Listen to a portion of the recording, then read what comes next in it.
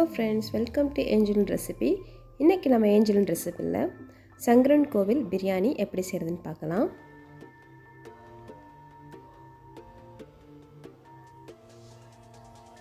அதுக்கு நான் 350 gram mutton எடுத்துருக்கிறேன்.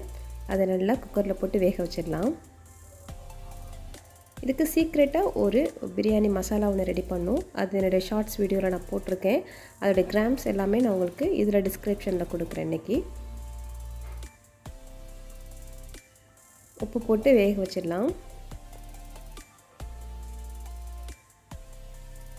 இப்போது இதான் 1 டீஸ்பூன் பிரியாணி மசாலா எடுத்துக்கலாம். டோட்டலாக 1/2 கிலோ பிரியாணி செய்கிறதுக்கு.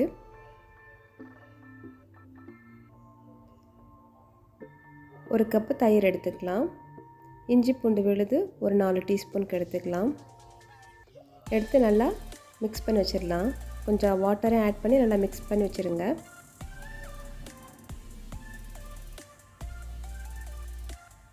இந்த மெத்தடை நீங்கள் ஃபாலோ பண்ணி ஒரு டைம் செஞ்சு பாருங்கள். இதோட டேஸ்ட் அட்டகாசமாக இருக்கும். இப்போ தாளிப்புக்கு எல்லா கரம் மசாலா எடுத்துக்கலாம். இதுக்கு நீங்கள் நல்லெண்ணெய் ஊற்றலாம், எதுனாலும் ஊற்றிக்கலாம். எந்த எண்ணெய் உங்ககிட்ட இருக்கோ அந்த எண்ணெயை நீங்கள் ஆட் பண்ணிக்கோங்க. இஞ்சி நான் கொஞ்சம் கட் பண்ணி வச்சுருக்கேன். அதையும் கொஞ்சம் போட்டால் ஒரு டேஸ்ட் வரும். ஆயிலோட கொஞ்சம் கீ ஆட் பண்ணிக்கோங்க. எல்லா தாளிப்பையும் ஆட் பண்ணி தாளிச்சிடலாம்.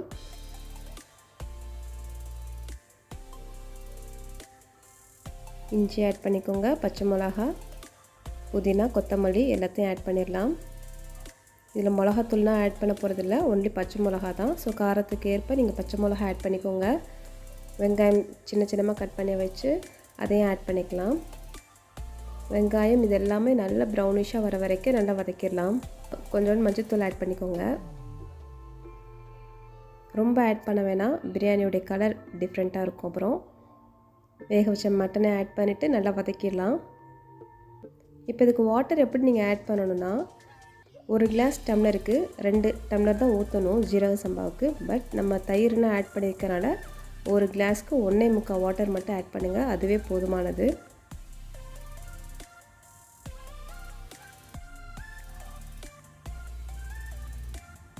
இப்போது வாட்டர் ஆட் பண்ணிக்கலாம்.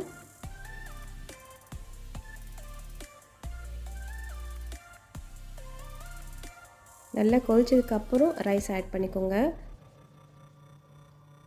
ஒரு 3 நிமிஷம் கொதிச்சதுக்கப்புறம் ஒரு 3 மினிட்ஸ் சும்மா குக்கரோடைய விசில் போடாமல் நீங்கள் க்ளோஸ் பண்ணி வச்சு வேக வைங்க. அடுத்த 3 மினிட்ஸ்க்கு அப்புறம் நீங்கள் தம்முக்கு கீழே தோசைக்கல்லை வச்சு அது மேலே குக்கரை வச்சு விசில் போட்டு ஒரு 10 மினிட்ஸ்க்கு அப்படியே விட்டுருங்க. எடுத்து பார்த்தோம்னா ஆஃப்டர் 10 மினிட்ஸ் நம்ம எடுத்து பார்த்தோம்னா பிரியாணி நல்லா பர்ஃபெக்டாக குக் ஆகிருக்கும்.